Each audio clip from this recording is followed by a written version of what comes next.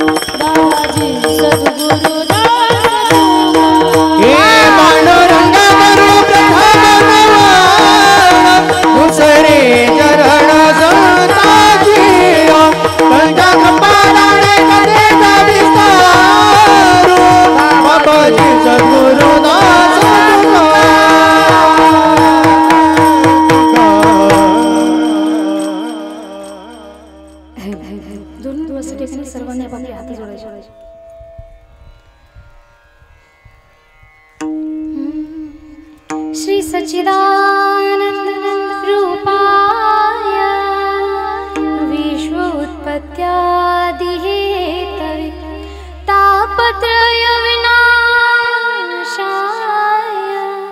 श्री कृष्णाय वयं नमः श्री कृष्णाय वयं नमः श्री कृष्णाय वयं नमः महायोग पीठे तटे भीमरथ्यं वरं पुण्डरीका दातुं मुनीन्द्र समागत्यादिष्टमानन्दकन्दं परब्रह्मलिङ्गं भजे पाण्डुरङ्गं तडिदाससंनीलमेघावभासं रमामन्दिरं सुन्दरं चित्रकाशं वरं तुष्टिकाय समन्यास्तपादं परब्रह्मलिङ्गं भजे पाण्डुरङ्गं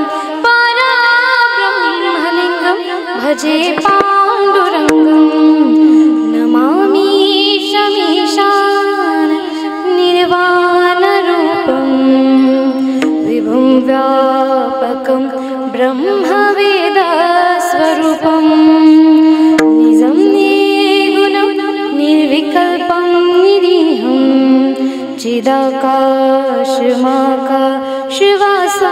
भजेऽहं नमो ज्ञानेश्वर नमो ज्ञानेश्वर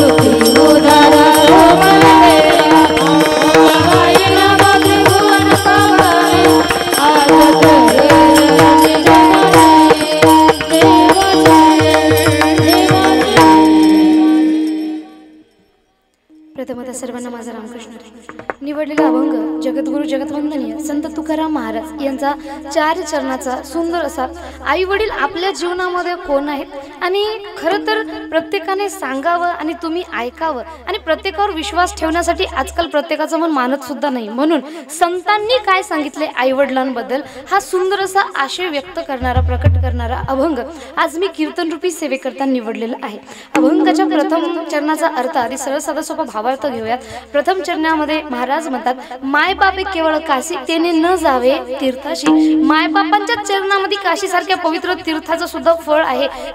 जो व्यक्ती आपल्या आई वडिलांची सेवा करतो त्यांना काशी सारख्या पवित्र तीर्थाला सुद्धा जायची गरज भासत नाही। आता बघा, एखादे 100 रुपये इन्व्हेस्टमेंट जरी करायची असेल तरी सुद्धा आता एखादा आपल्या भागामध्ये जास्त कांदा लावतात ना, बरोबर ना?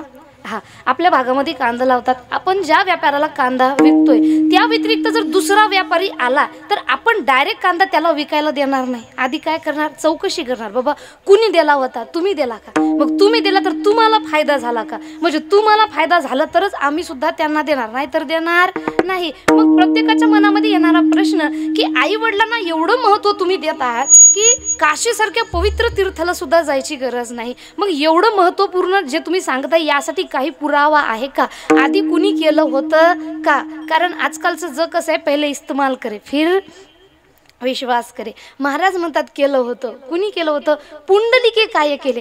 आज महाराष्ट्राचे आराध्य दैवत जिथं पंढरपुराला आपण भगवान पांडुरंगाच्या दर्शनाकरता जातोय, तर पांडुरंग तिथे उभे कशासाठी आहेत? भक्त पुंडलिकासाठी उभा राहिला विटेवरी. आणि म्हणून म्हणतात पुंडलिके काय केले? परब्रह्म. त्या परब्रह्माला आपल्या दारामध्ये उभं केलंय. काय व्रत नाही, नियम नाही, काही कशा प्रकारचं काही केलं नाही. फक्त आणि फक्त मनातून आपल्या आई वडिलांची त्यांनी केलेली सेवा. आणि मंदिरात गेले नाही, पण साक्षात ब्रह्म त्यांच्या घरामध्ये येऊन उभे राहिले. ही ताकद आई वडिलांची केलेल्या भक्तीची आहे. म्हणून महाराज म्हणतात तैसा होई तू सावध. अशा प्रकारे आपल्याला सुद्धा त्यांनी तर सावध व्हायला सांगितले. हृदय धरी नारायण. त्या नारायणाला हृदयामध्ये धरा, भगवंताला हृदयामध्ये धरा. आता भगवंत म्हणजे कोण हे सुद्धा इथं महाराज सांगतात. तुका म्हणे माय बापे अवघी देवाचे स्वरूप आहे. मायबाप हेच भगवंताचं स्वरूप सुद्धा इथं संतांनी म्हटलेलं आहे. हा झाला अभंगाचा सरळ साधा सोपा भावार्थ. विठ्ठल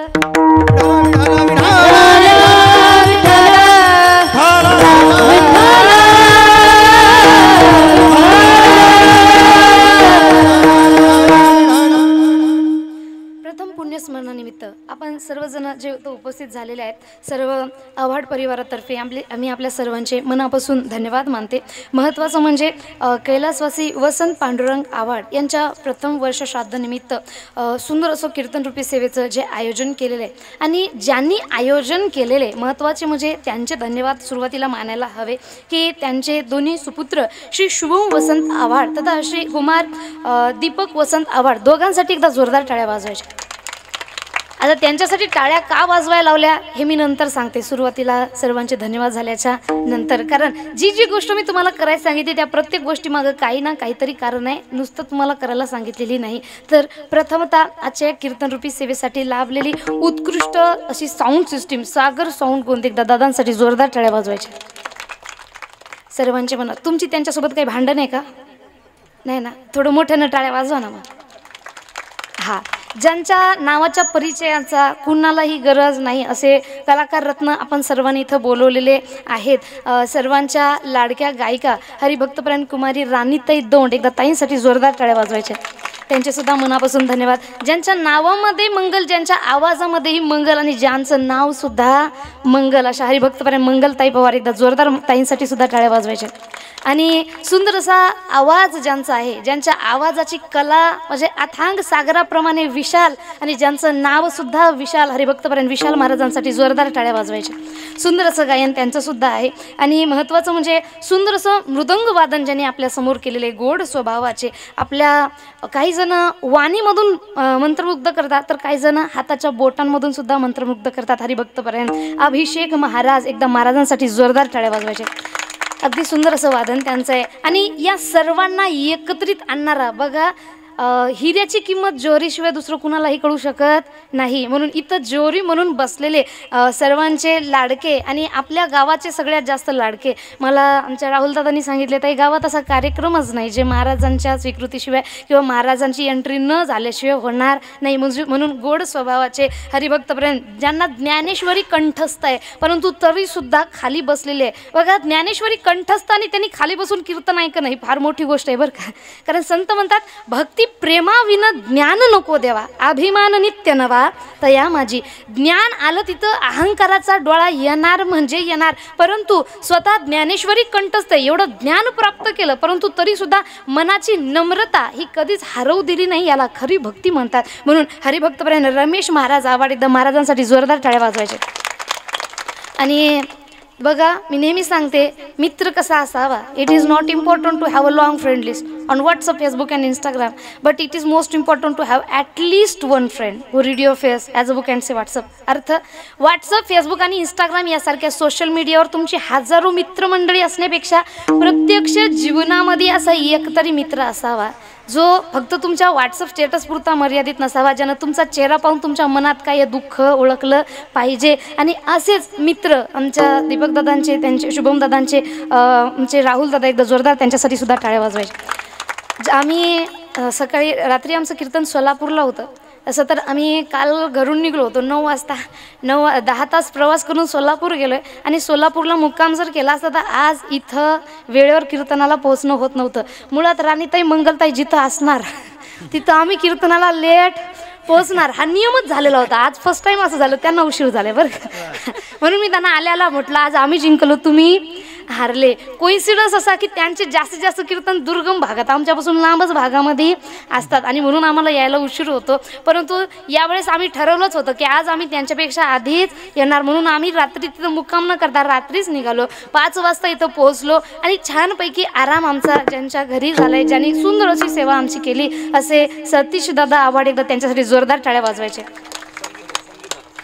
सॉरी संदीप भाऊंसाठी एकदा जोरदार टाळ्या वाजवायचे.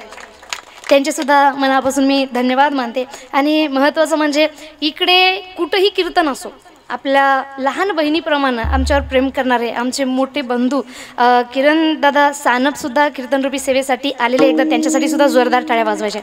बघा, वारकरी संप्रदायाच्या सोबत त्यांनी देशाची सुद्धा सेवा करत आहेत आणि मला फार अभिमान वाटतो की आमच्या बंधूंमध्ये एक बंधू असे सुद्धा आणि श्रोत्यांमध्ये एक श्रोते असे सुद्धा आहे की ज्यांच्यामुळं आपण ही सर्व कीर्तनरूपी सेवा कोणताही भारत देशामध्ये कोणताही कार्यक्रम चांगला होत असेल तर याला कारण फक्त आणि फक्त इंडियन आर्मी, इंडियन पोलीसच आहे. आणि त्यापैकी आमचे किरण दादा इथं उपस्थित आहे, त्यांच्यासाठी जोरदार टाळ्या. एका लहान बहिणीप्रमाणे काळजी करतात. रात्री आम्ही येत असताना त्यांचे 10 फोन झाले, कुठपर्यंत आले, व्यवस्थित आहे ना, काही अडचण नाही ना.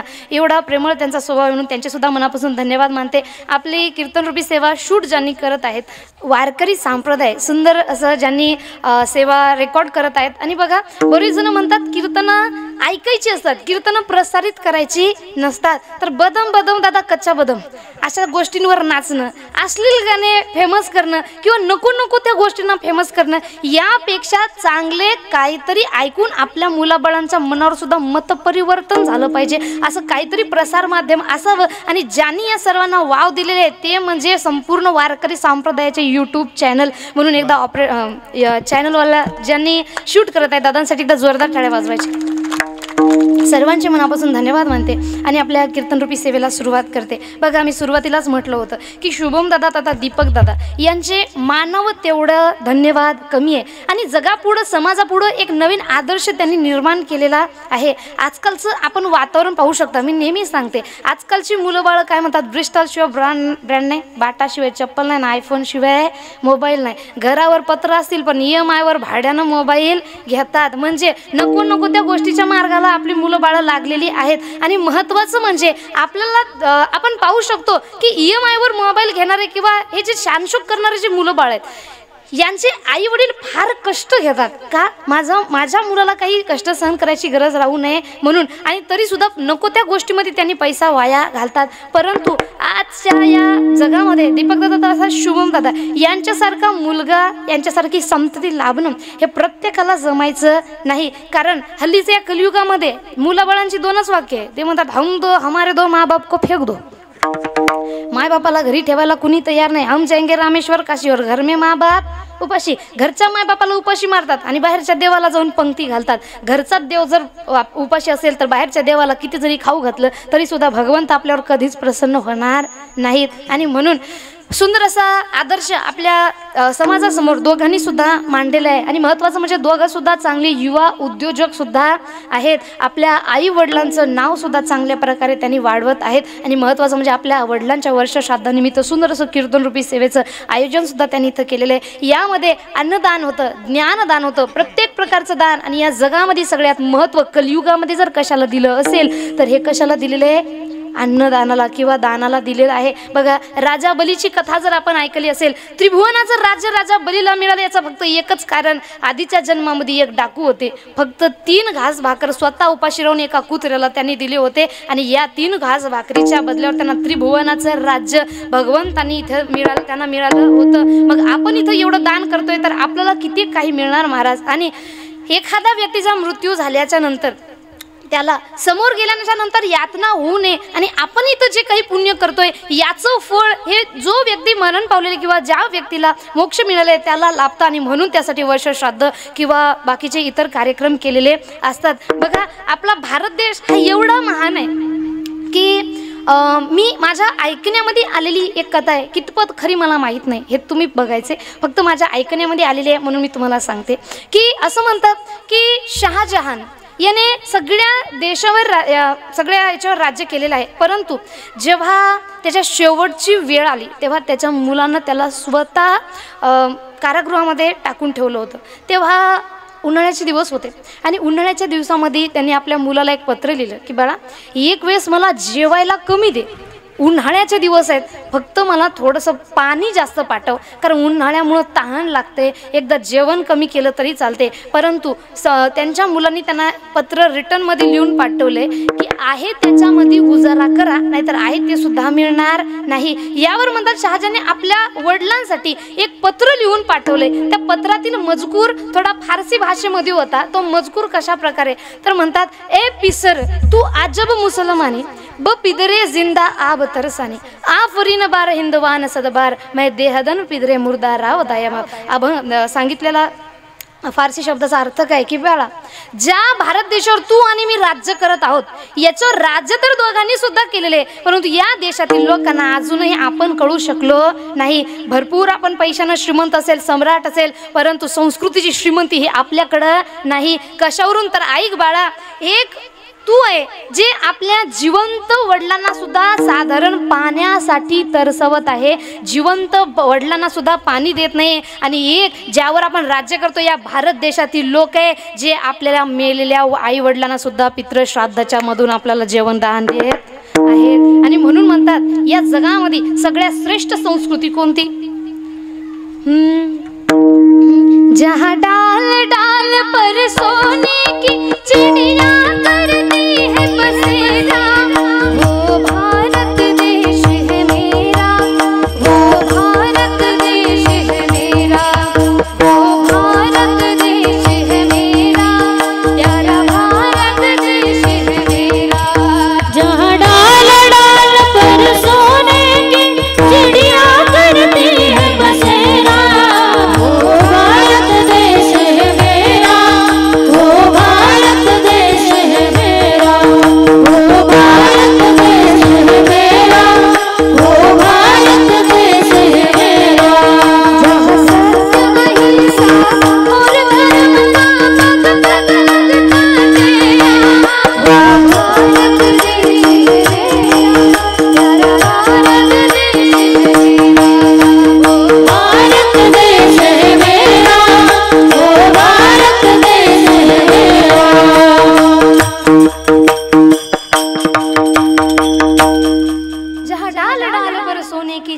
करती है बसेरा, वो भारत देश है मेरा. बघा, भारत देशावर भरपूर जणांनी आक्रमण केले आणि किती जरी काही संपत्ती नेली, किती जरी आक्रमण केले तरी भारत देशासाठी काय म्हणतात, कुछ बात है के हस्ती मिटती नहीं हमारी, सदियों रहा है दुश्मन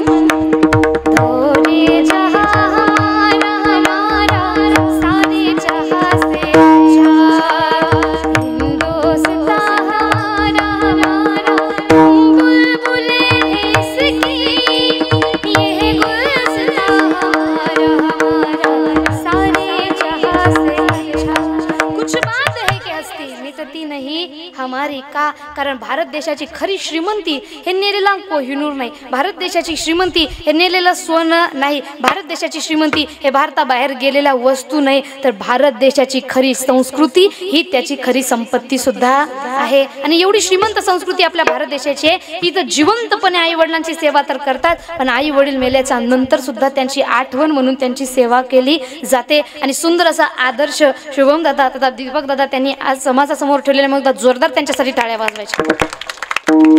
बघा, आई वडिलांची सेवा करा, आई वडिलांची सेवा करा हा विषय प्रत्येकाने ऐकलेला असेल, पण काही जण म्हणतात आई वडिलांनी जन्म दिला यात मोठेपणा काय?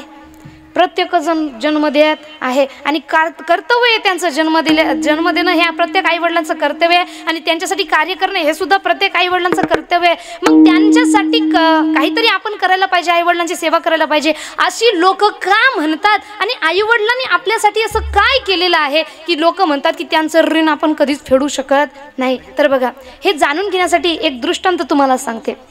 याच्यावरून आपल्याला कळून जाईल की आई वडिलांची आपल्या जीवनामध्ये काय किंमत आहे. संत म्हणतात आई वडील एवढे महत्त्वाचे आहे की त्यांची सेवा केल्याच्या नंतर आपल्याला काशीसारख्या पवित्र तीर्थाला सुद्धा जायची गरज नाही. अभंगाचा प्रथम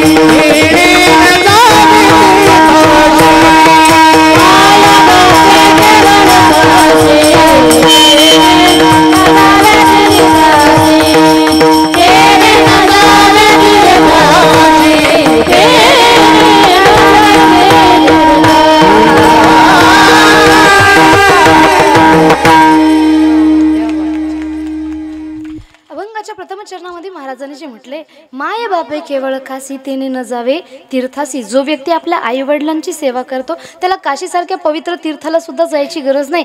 असं मायबापांना नेमकं केलं तरी काय, आई आणि वडील दोघांना सुद्धा महत्त्वाचा इथं दर्जा दिलेला आहे. परंतु बघा, एका दृष्टांतांमधून आपण समजून घेऊया. बघा, कधी ऐकलेला जर तुम्ही दृष्टांत असेल, एक मुलगा होता, मुलाचं लग्न होईपर्यंत आईने त्याला सांभाळलं आणि लग्न झालं. लग्न झाल्याच्या नंतर बघा, मुलाच्या जीवनामध्ये सगळ्यात अवघड प्रसंग कोणता येतो? सासूचं सुनेचं पटत नाही. आणि यामध्ये सगळ्यात जास्त दशा कुणाची आहे? सासू सुनाच्या या दोघांच्या जात्यामध्ये कोण पिसलं जातं? नवरा. कारण त्या नवऱ्याचं कसं व्हायलंय, बिचाऱ्याला आईला बोलाव तर आई म्हणजे ती जिनं या जगामध्ये आपल्याला आणलं, आणि बायकोला बोलाव तर बायको म्हणजे ती आहे जी या जगामध्ये आपल्यासाठी आली. नवे नवे तिने आपला परिवार घरदार सगळं गणगोत सोडलं आणि आपल्या एकट्याच्या भरोशावर ती सगळं गणगोत सोडून आपल्या घरी आलेली आहे. मग जीवनामध्ये दोघांचंही स्थान फार महत्त्वाचं झालेलं आहे. मग दोघांपैकी ऐकावं तरी कुणाचं, असा प्रश्न त्याही व्यक्तीच्या जीवनामध्ये पडला आणि तो व्यक्ती म्हणू लागला, काय करावं कळत नाहीये. आई सुद्धा महत्त्वाची, पत्नी सुद्धा महत्त्वाची. त्याने एक निर्णय घेतला, पत्नीला सोडू शकत नाही. मग काय करायचे? आईचे उपकार फेडायचे, नंतर तिला सोडायचं. आणि आईकडे गेला आणि आईला म्हणाला, आई एक काम कर बरं. लोक म्हणतात आई बाबांचे लय उपकार असतात, आई बाबांचे लय उपकार असतात. तू म्हणशील ते सांग, मी करायला तयार आहे. काय काम देशील तू? जीव मागितला तरी देईल, फक्त मला काहीतरी असं टास्क दे, काहीतरी असं काम दे जेणेकरून तुझे उपकार सगळे भेटले पाहिजे. आता आई म्हणाली, बाळा लोक म्हणतात म्हणू दे, मी तुला म्हटलं का उपकारांसाठी काहीतरी? मी माझं कर्तव्य म्हणून केलं. नाही, शब्दांमध्ये मला गुंतवू नको, तू फक्त सांग. आता आई म्हणाली, बाबा किती जरी काय केलं तरी आईवडिलांचे उपकार कोणी फेडू शकत नाही, हे तुला आई वडील झाल्याशिवाय कळणार नाही. आता मुलगा म्हणाला, ते काहीही असो, पण माझी जिद्द आहे, तू मला काहीतरी सांग जेणेकरून तुझ्या उपकारांची पूर्तता झाली पाहिजे, म्हणजे मी माझ्या बायकोला तरी थोडा वेळ देऊ शकलो पाहिजे. आई म्हणाली, ठीक आहे बाळा, आता तू ऐकत नाहीये, मग एक काम कर, एका रात्रीसाठी फक्त माझी सेवा कर.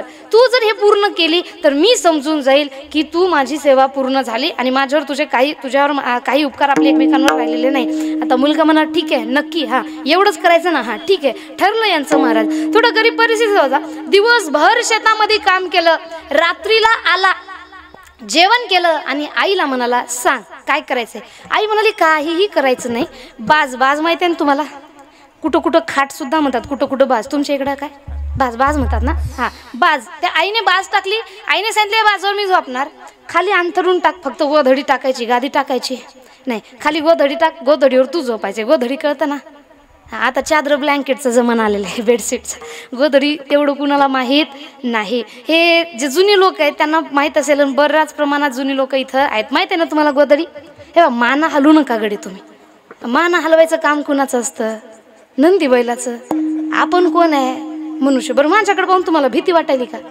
वाटत आता सर सांग, मी पुन्हा पावडर लावून येते, तसला काही विषय नाही ना? हां, मग चेहऱ्यावर थोडासा आनंद ठेवायचा आहे आणि बोलणारा बघता काय बोलतोय याच्याकडे लक्ष ठेवा. एकमेकांमध्ये चिव करायचं नाही. सांगा, विषय कुठं चालू होता आपला? गोधडी. हां, गोधडीचा विषय चालू होता.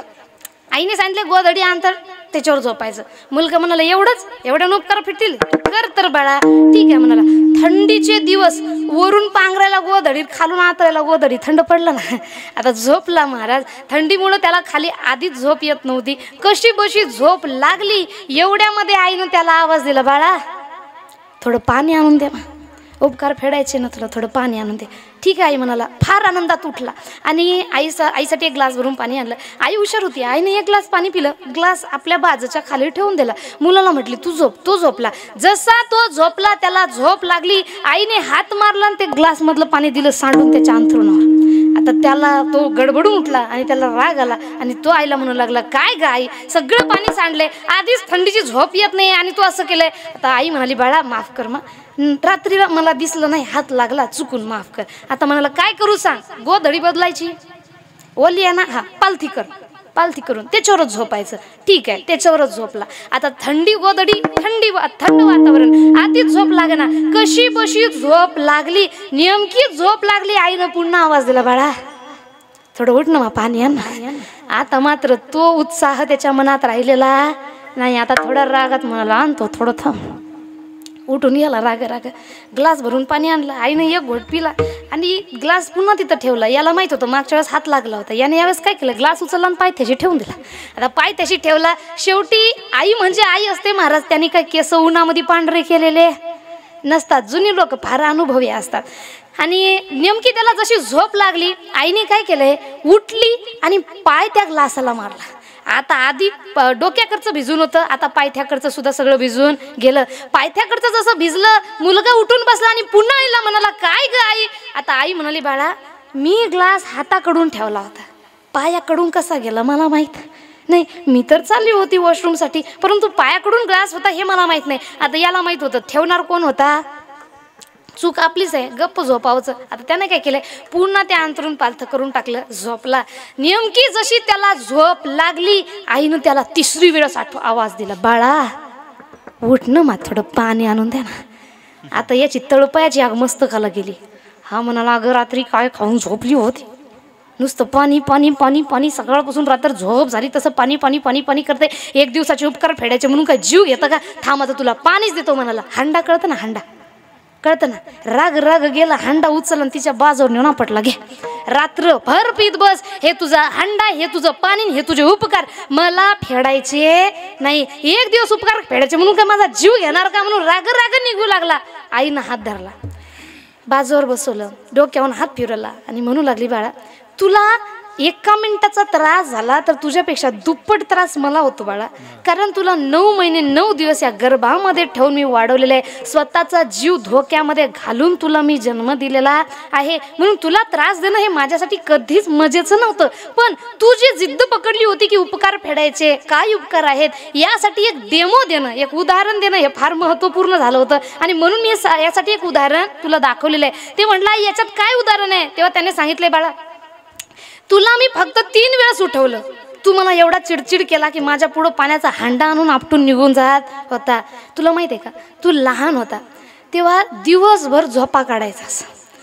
जन्मलेलं मूल तुम्ही माहिती आहे ना, दिवसभर झोप काढते आणि रात्रीला आई झोपली की त्याला जणू काय कुणी उठवल्यासारखं क्वाय क्वाय त्याचं रडणं पडणं सुरू होतं. बाळा जेव्हा तू लहान होतास दिवसभर झोप काढायचास आणि रात्री मी दिवसभर जेव्हा तू झोपायचा ना, तेव्हा पहिल्या काळामध्ये असं आरामदायी जीवन नव्हतं, बेड रेस्ट वगैरे काहीही नव्हता. 9 महिन्यापर्यंत काम करावं लागायचं आणि बाळ झाल्याच्या नंतरही काम सरायचं नाही. 1-2 महिने आराम, त्याच्यानंतर पुन्हा कामाला लागायचं. बाळा दिवसभर मी काम करून यायची आणि रात्रीला थकून आता आराम करावं म्हटलं तर तू दिवसभर झोपायचा. ज्या वेळेला माझ्या झोपायचा टाइम होता त्यावेळेस उठून क्वाय क्वाय क्वाय क्वाय तुझं सारखं चालू राहायचंय. विचार कर बाळा, तू 3-4-5 वर्षाचा होतो, सतत तुला मला सकाळी रात्रीला उठवायचं, 1-2 वेळेस नाही, रात्र जागे ठेवायचा, एवढा त्रास द्यायचा. अरे कोणी तुझ्या जवळ येत नव्हतं, पण मी तुला कधी चिडचिड केली नाही. खांद्यावर घेतलं आणि अंगणामध्ये रात्रभर तुला अंगाई गीत गात गात गात गात झोपवत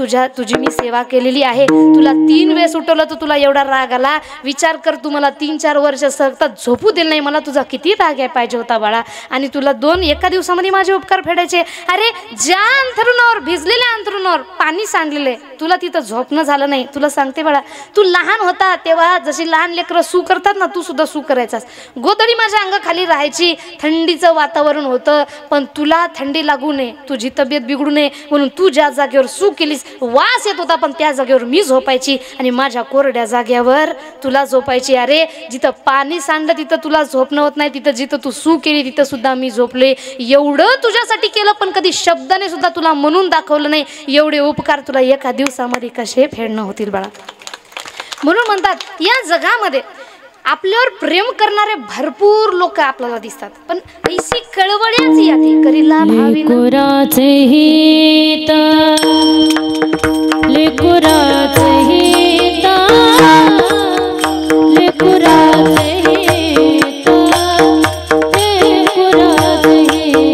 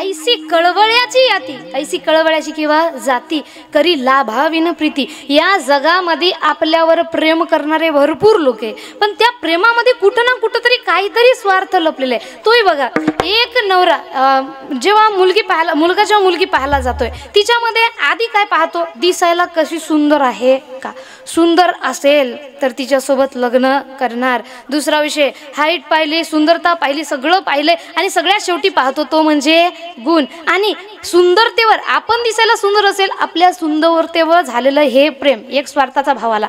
आता मुलीसाठी जेव्हा मुलगा पाहायला जातात तेव्हा पहिला विषय कोणता पाहिला जातो, त्याचं बँक बॅलन्स कसं काय. आपल्याला मुलगा काळा गुळा पण चालतो, फक्त मुलींकडले काय पाहिलं जाते, त्याचं बँक बॅलन्स किती आहे, नंतर गुणवान काय पाहायचं ते पाहिलं जातं. पण एक गोष्ट नेहमी लक्षात ठेवा, पैसा हा थोडक्यात असावा. अतिशय जास्त श्रीमंताचा मुलगा सुद्धा आपल्या मुलीसाठी पाहू नका. सुखी जीवनासाठी जास्त पैसा नाही, 2 घास सुखाचे असणे आणि समाधानाचे असणे हे गरजेचं असतं. पण असू द्या, आपला विषय काय चालू आहे की मुलाकडे जर बँक बॅलन्स चांगलं असेल तर मुलगी त्याच्यासोबत लग्न करते आणि लग्न झाल्याच्या नंतर त्याला म्हणते यू आर माय लाईफ.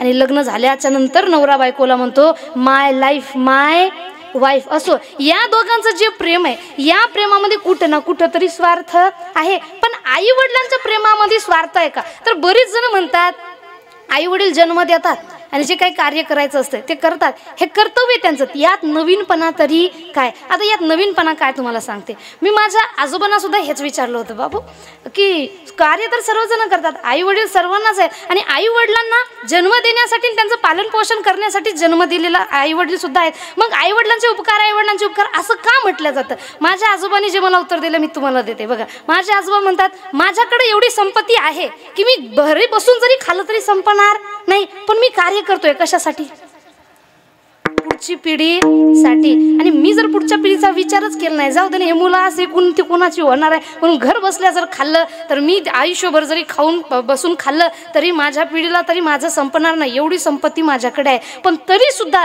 जे काही आपल्या खटाटोप चालू आहे, जेवढी काही आपली मेहनत चालू आहे, हे कशासाठी चालू आहे, पुढची येणारी आपली पिढी, आपल्या पुढच्या मुलांसाठी. आज आपण इथे बऱ्याच जणांकडे एवढी संपत्ती आहे की त्यांनी जर घर बसल्या खाल्लं तर त्यांच्या पिढीला ते सरणार नाही, पण आपली मेहनत चालू आहे कशासाठी, पुढच्या येणाऱ्या पिढीसाठी आणि आपल्या पुढच्या पिढीच्याही पिढीसाठी ही सगळी मेहनत चालू आहे. आता मला सांगा, स्वार्थ कधी झाला असता, मायबापांनी जन्म दिला आणि सोडला, हा झाला स्वार्थ. परंतु स्वतःच्या जीवाला कष्ट सहन करून जर मायबाप आपल्या जीवनाला सुख व्हावे यासाठी जर कष्ट सहन करत असतील तर एवढं प्रेम आपल्यावर दुसरं कोणी करू शकतं का, अजिबात नाही. म्हणून म्हणतात की give respect and take respect, हा जगाचा नियम आहे. तुम्ही मला प्रेम द्या, तुम्ही मला रिस्पेक्ट द्या, तरच मी तुम्हाला देईल, हा जगाचा नियम आहे. पण एका वडिलांचे 2 मुले, एक चांगला कमावतो आणि एक दारू पिऊन लोळतोय. आता जो चांगला कमावतोय त्याच्याबद्दल जास्त प्रेम, जो दारू पिऊन लोळतोय त्याच्याबद्दल द्वेष, असं आई वडिलांच्या मनात कधीही नाही. उलट आईला वाटते जाऊ दे बाबा, ते कमवायला त्याला तरी आहे. काळजी कुणाची सतत राहते, जो वाईट मार्गावर गेलेला आहे त्याची. म्हणजे तुम्ही बघा, जर या जगामध्ये प्रेम सर्वजण आपल्यावर करतात, पण आपण बदल्यावर जर त्यांच्या प्रेमाला पाहिजे तसा प्रतिसाद दिला तरच हे प्रेम टिकून राहतं, नाहीतर हे जगातलं प्रेम टिकून राहणार नाही. परंतु आई वडिलांचं प्रेम हे असे, तुम्ही त्यांना राग करा, तुम्ही त्यांचा द्वेष करा, तुम्ही त्यांचं नाव कमवा किंवा तुम्ही घाला, तरी सुद्धा त्यांचं प्रेम हे आपल्यावरचं कधीच कमी होत नाही. आणि म्हणून म्हणतात सगळ्यात अनन्यसाधारण असं महत्त्व जर कुणाला दिलं असेल तर ते आई वडिलांच्या प्रेमाला. आता आईचं प्रेम सर्वांना कळलं नाही का, वडिलांनी असं आपल्यासाठी काय केलंय की ज्यांनी, आता बघा जे काही कमाई करतात जास्तीत जास्त वडीलच करत असतात. मी नेहमी सांगते, आपण आज काय खाणार याची चिंता करणारी जर आई असेल तर आपण आयुष्यभरासाठी काय खाणार याची चिंता करणारे एक वडील असतात. परंतु हे दिसत नाही. वडिलांचं कार्य कसं असते, गाजराच्या हलव्यामधल्या साखरेसारखं. बघा, गाजराचा हलवा तुम्ही केला ना, लसण मीठ फोडणी मारली ना, नाही ना, हां, कसं बनवतो आपण गाजराचा हलवा, तूप वगैरे काय टाकायचं ते टाकतो. गाजराच्या हलव्यामध्ये ज्याचा गाजराचा हलवा आहे त्याच्यामध्ये गाजर दिसतं का नाही, काजू बदाम पिस्ता हे जे टाकतो हे दिसतं का नाही, हां, पण त्याच्यामध्ये गोडवा येण्यासाठी काय टाकलं जातं, साखर. हां, तुम्ही बोलो, त्यांच्याकडे पाहू नका, स्वयंपाक तुम्ही बनवता ना. हां, गाजराच्या हलव्यात गोडव्यासाठी काय टाकतात, साखर. ती साखर दिसते का, नाही, दिसत नाही ना. मग दिसत नाही, नसली साखर तर गाजराचा हलवा गोड लागणार का, नाही. मग वडिलांचं काम जीवनामध्ये कसं आहे, त्या गाजऱ्याच्या हलव्यामधल्या साखरेसारखं दिसत नाही, पण असल्याशिवाय त्याचा काही आनंद सुद्धा वाटत नाही. बघा, आपण कधी जर रोडनं जात असेल गाडी घेऊन, काही वयोवृद्ध व्यक्ती असे टोल नाक्यावर किंवा रोडवर फळं घेऊन येतात. फळं घ्या ना, जांभं घ्या ना, हे घ्या ना, ते घ्या ना. कालचाच विषय आहे, त्यांनी म्हणजे एकदम माझ्या वडिलांच्या वयचे असतील, सारखे हातामध्ये फ्रूट्स घेतले, पायामध्ये चप्पल नाही, डोक्यावर काही नाही, आणि त्या टोल नाक्यानं फिरत आहे गाडी. जिथं गाडी थांबली तिथं जायचे, थोडं फळ घ्या ना, थोडं फळ घ्या ना, थोडं फळ घ्या ना. कार्य कुणासाठी चालू आहे महाराज? त्यांनी त्यांचं खाऊन त्यांना सरते, पण आयुष्यभर एक वडील कशासाठी कार्य करतात? माझ्या येणाऱ्या पुढच्या मुलाचं जीवन हे आनंदमय झालं पाहिजे, म्हणून खरं प्रेम आपल्यावर करणारे कोणी असेल दिसत नाही, पण सगळ्यात जास्त प्रेम ते एका बापाचंच. बाप करे गोडी लेकराचे मोडी, बाप करे गोडी लेकराचे मोडी, बाप करे गोडी लेकराचे गोडी, बाप करे गोडी लेकराचे गोडी.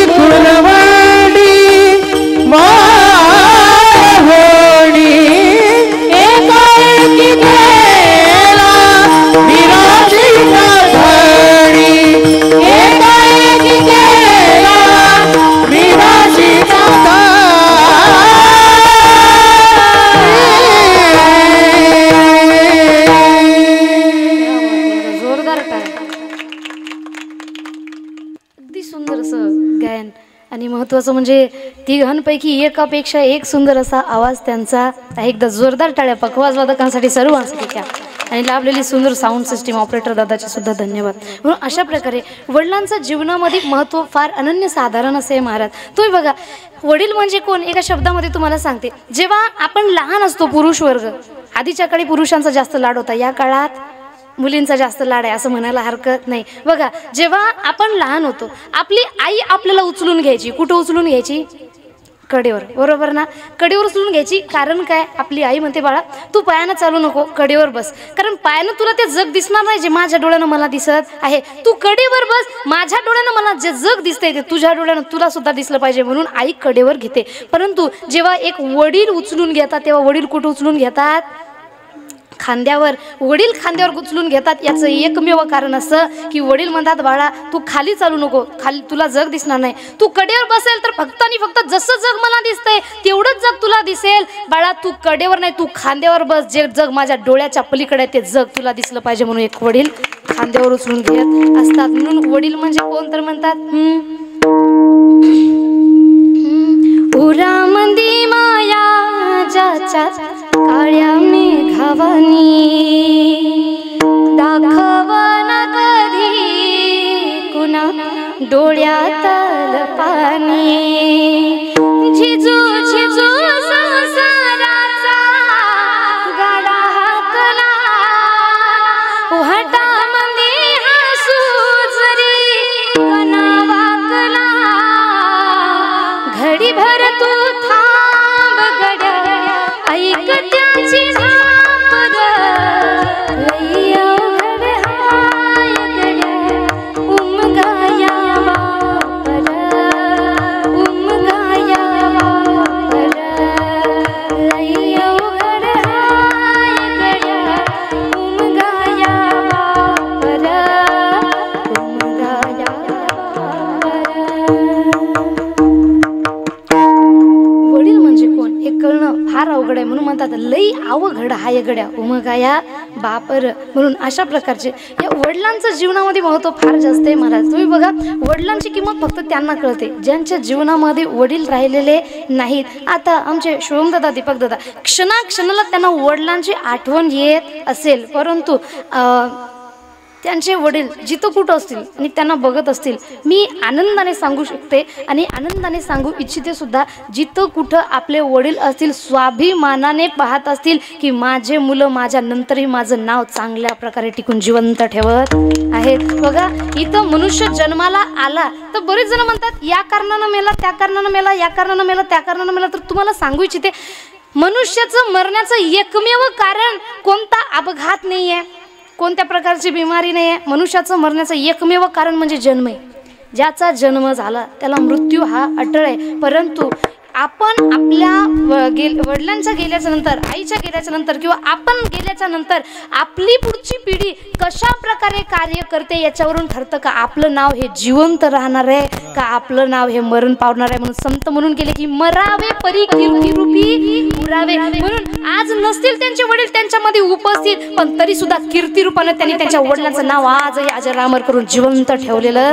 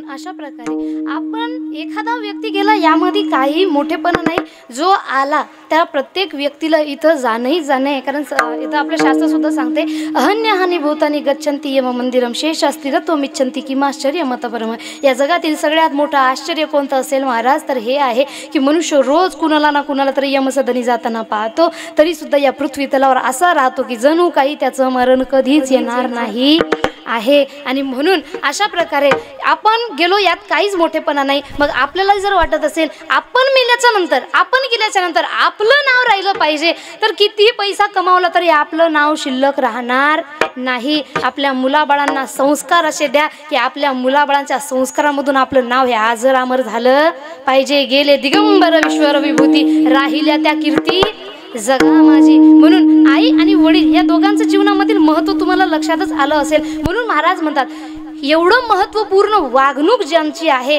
म्हणून यांची सेवा केल्याच्या नंतर काय ते माय बाप केवळ काशी तिने न जावे तीर्थासी. म्हणून आई वडिलांचे एवढे उपकार आपल्यावर आहेत, किती जरी आपण त्यांच्यासाठी काही केलं तरी हे फेडणं अशक्य आहे. आणि म्हणून महाराज म्हणतात की एखादा व्यक्ती जर आई वडिलांची सेवा करत असेल तर त्याला काशीसारख्या पवित्र तीर्थाला सुद्धा जायची गरज नाही. प्रश्नाला कुणी केलं होतं तर पुंडलिके काय केले, परब्रह्म उभे केले. अहो भक्त पुंडलिकांना करून दाखवलं ना. अभंगाच्या दुसऱ्या चरणामध्ये म्हणतात कुणी केलं होतं, पुंडलिके काय केले, पुंडलिकानं दाखवलं. आता बरेच जण म्हणत असतील काय करून दाखवलं आणि पहिलेपासून सेवा केली का, आणि आम्ही आतापर्यंत सेवा केली नाही आणि आतापासून करायला सुरुवात केली तर खरंच आम्हाला आजपासून हे फळ लाभणार का. तर लक्षात घ्या भक्त पुंडलिक म्हणजे कोण तर म्हणतात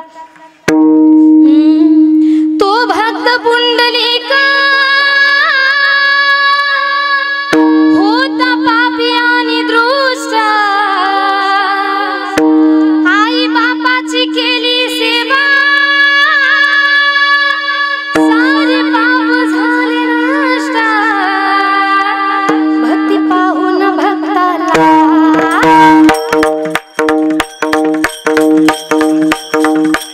भक्ती पाहून भक्ताला आलाय श्री हरी. भक्ती पाहून भक्ताला आलाय श्री हरी.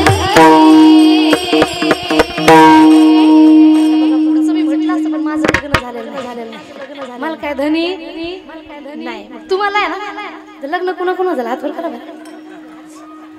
अरे बाकीचे बालब्रह्मचारी भांगात कुंकुम नावचं भरलं का माय. लग्न लग्न करताना सावधान स्वास्ती हा लग्न झालं ना मग हात वर करा. तुम्हाला वेगळं सांगू का, हात वर करा ना सर. हा तुम्ही तुमच्या धन्यांना काय म्हणायचंय, धन्य मलाही दाखवा ना विठुरायाची. हा चला बोला, मी समोर म्हणाल माझ्या मागून तुम्ही म्हणायचं. आता आम्ही सगळे शांत राहणार, तुमचा आवाज आला पाहिजे. सर्वांच्या हातवर बोला. भक्त पुंडलिकासाठी आवाज मोठा. भक्त पुंडलिकासाठी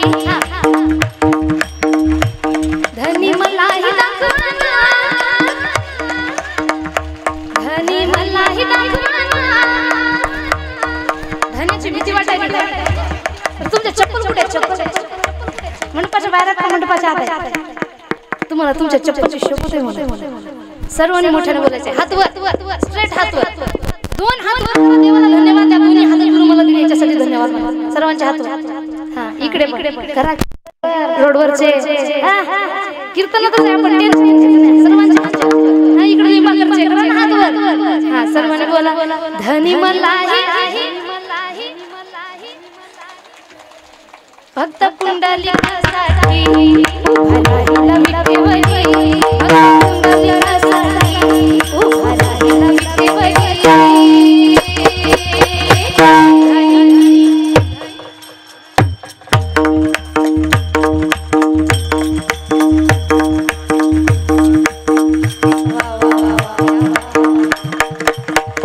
बस जास्त चांगलं गाणं केलं तर आमच्या पोटावर लागत नाही आहे तेवढंच ठीक आहे. यापेक्षा जास्त शिकू सुद्धा नका. म्हणून म्हणतात भक्त पुंडलिकासाठी उभा राहिला विटेवरी, धनी मलाही दाखवाना विठुरायाची पंढरी. एका गीतामध्ये सुंदर वर्णन केले. भक्त पुंडलिक यांनी लहानपणापासून सेवा केलेली नाही. जेव्हा आई वडिलांनी समोर इच्छा व्यक्त केली की पुंडलिका हातपाय थकलेत परंतु तीर्थाला जाण्याची इच्छा आहे, बाबा तू घेऊन जा. आता तुझ्याशिवाय का आमचं जाणं होणार नाही.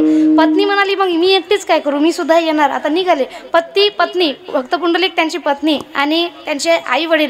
आता चालताना सगळेजण थकले आणि म्हणून आई वडील भक्त पुंडलिकाला म्हणू लागले, पुंडलिका बाळा चालून चालून वय म्हातार आहे, पाय दमलेत, काय करू, आम्हाला चालणं होत नाही.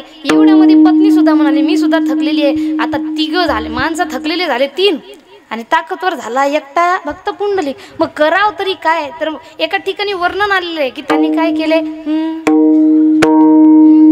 आई बापाच्या गळ्यात दोरी, आई वडिलांना कसं नेलंय, आई बापाच्या गळ्यात दोरी, बायको खांद्यावरी, बायको खांद्यावरी निघाला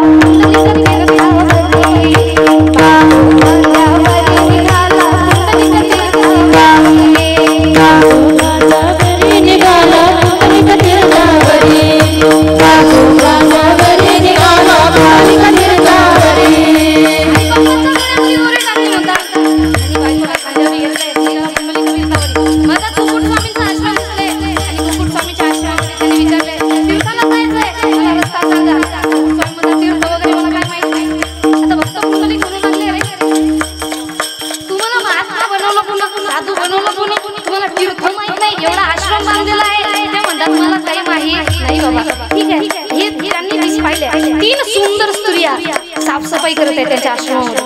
त्यांनी म्हणू लागले अहो तुम्ही तीर्थला गेले नाही, एवढं तुमचं वैभव असं कशामुळे, एवढ्या सुंदर सुंदर स्त्रिया, अहो याच्यापैकी एक पत्नी म्हणून जरी मिळाली तरी मनुष्य आयुष्यभर घमंड करेल, एवढ्या सुंदर स्त्रिया, आणि तुम्ही म्हणत आहात की मी तीर्थला गेलो नाही, मग हे एवढ्या सुंदर स्त्रिया तर कशा आहे. मुकुट स्वामी म्हणतात त्यांना साधारण स्त्रिया समजण्याची चूक करू नको.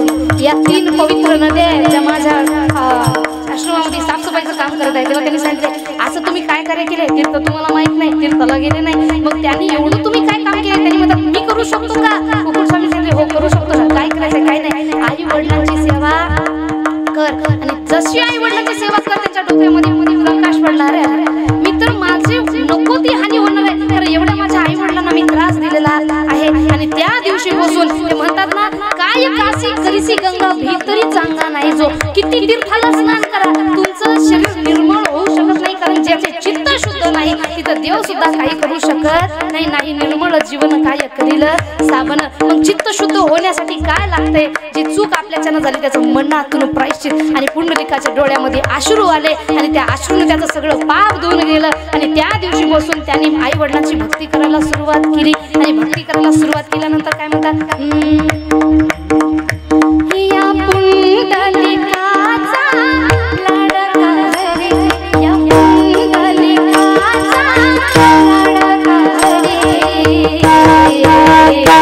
उभा राहिला विटेवारी, उभा राहिला विटेवारी, उभा राहिला विटेवारी, उभा राहिला विटेवारी, उभा राहिला विटेवारी, उभा राहिला विटेवारी.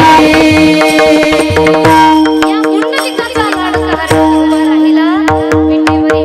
कुणी आई वडिलांची सेवा करून स्वतः भगवंताला परमार्थाला इथं आणून ठेवले तर म्हणतात भक्त पुंडलिकानं केलेले. मग महाराज म्हणतात तुम्ही सुद्धा तशा प्रकारे सावध व्हा.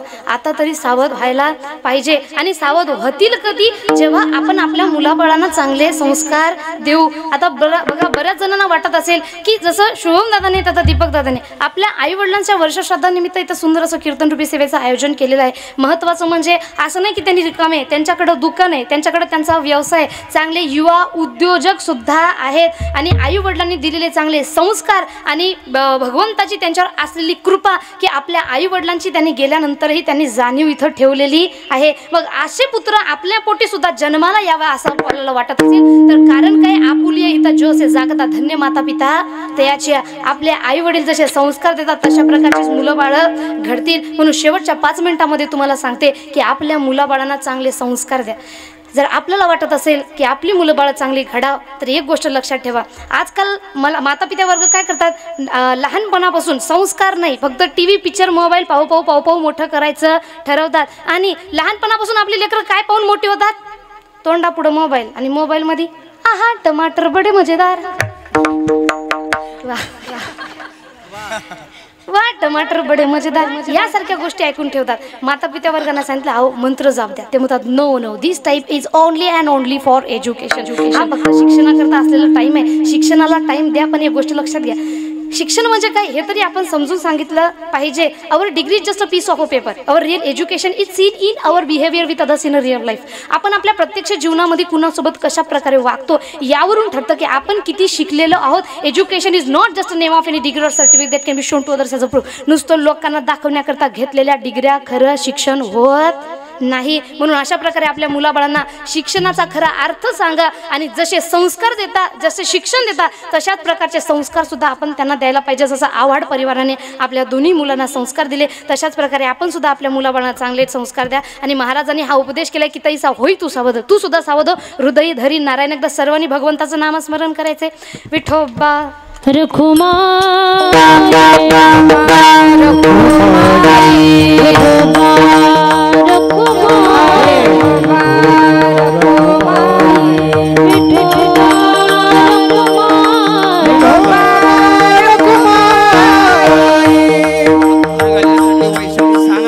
कांचन आव्हाड, शोभा आव्हाड, अश्विनी आव्हाड, सोनल संदीप आव्हाड यांनी हार घालण्यासाठी पुढे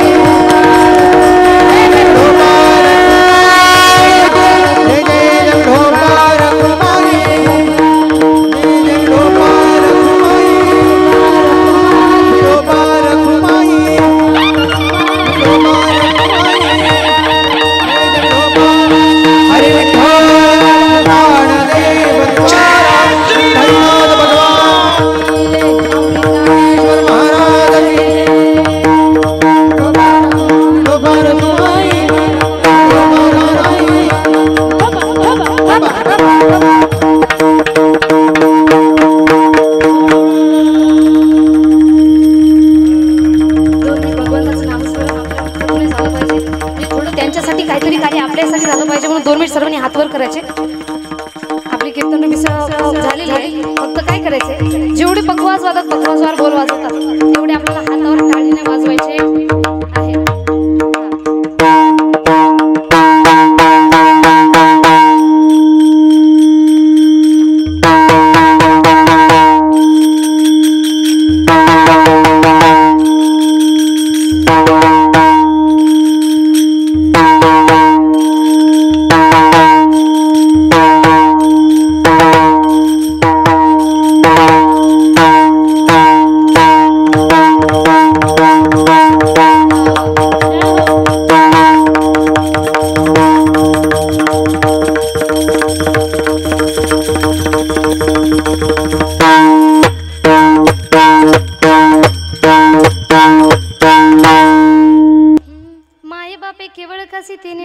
तीर्थासी पुंडलिके काय केले परब्रह्म उभे केले तैसा होई तू सावध हृदय धरी नारायण. अशा प्रकारे महाराजांनी सुंदर असा उपदेश केलेला आहे की जो व्यक्ती आई वडिलांची सेवा करतो, एकंदरीत अभंगाचा सांगायचा भावार्थ झाला तर जो व्यक्ती आपल्या आई वडिलांची सेवा करतो आणि जो व्यक्ती लक्षात घ्या, जो व्यक्ती आपल्या आई वडिलांपुढे झुकतो त्याला या जगामध्ये कुणापुढे झुकायची गरजच राहत नाही. कारण ज्याचा बाप खंबीर त्याचा विषयच असतो गंभीर म्हणून अशा प्रकारे अभंगाचा अर्थ मी आपल्यासमोर मांडलेले. शेवटी महाराज म्हणतात की जसं म्हटलं तैसा होई तू सावध हृदय धरी नारायण. कोणत्या नारायणाला? भगवंत म्हणजे कोणता? तर अभंगाचं शेवटचं चरण. तुका म्हणे माये बापे, तुका म्हणे माये बापे,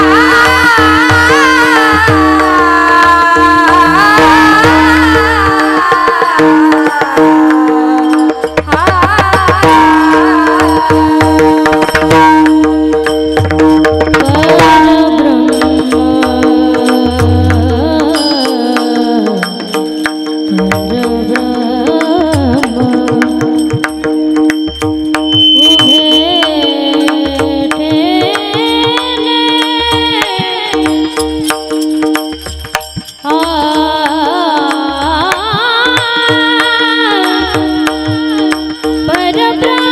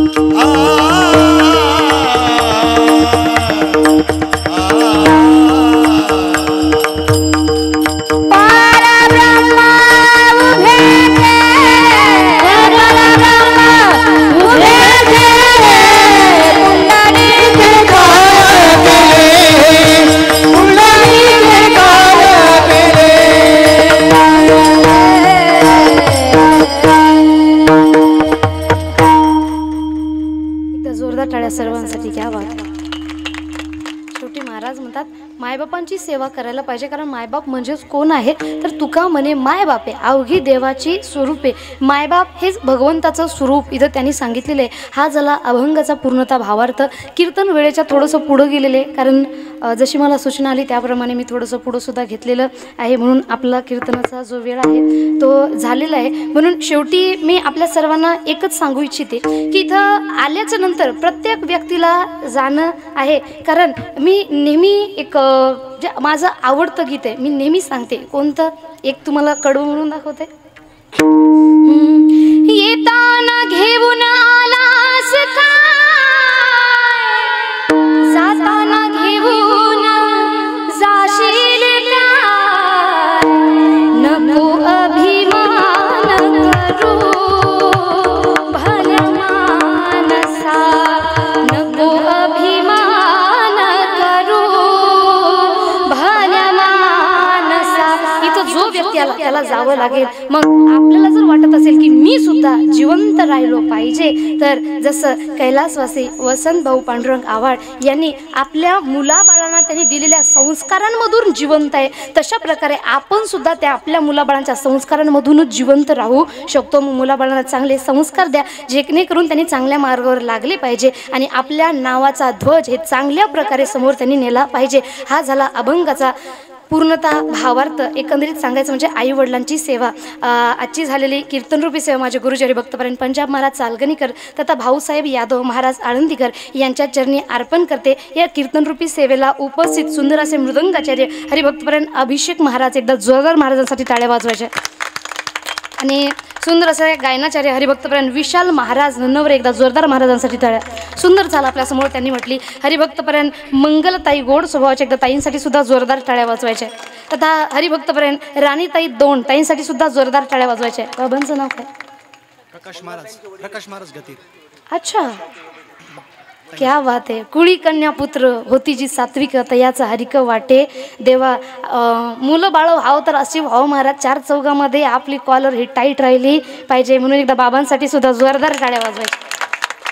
बाबांचे सुद्धा मनापासून धन्यवाद मानते. या कीर्तनरूपी सेवेला आवर्जून उपस्थित असलेले आणि ज्यांनी सुंदर असं आयोजन केलेलं आहे, ज्यांनी सुंदर असं मार्गदर्शन केलेलं आहे, ज्यांचं सगळ्यात महत्त्वाचं कार्य मी तुम्हाला सांगू इच्छिते. जसं की सुंदर असे साऊंड सिस्टीम, सुंदर असे कलाकार, तोच व्यक्ती बोलू शकतो ज्याला याच्यामधील सगळं जाणीव आहे, ज्यांना ज्ञानेश्वरी कंठस्थ आहे. हरिभक्तपरायण रमेश महाराज आव्हाड, एकदा महाराजांसाठी जोरदार टाळ्या वाजवायच्या.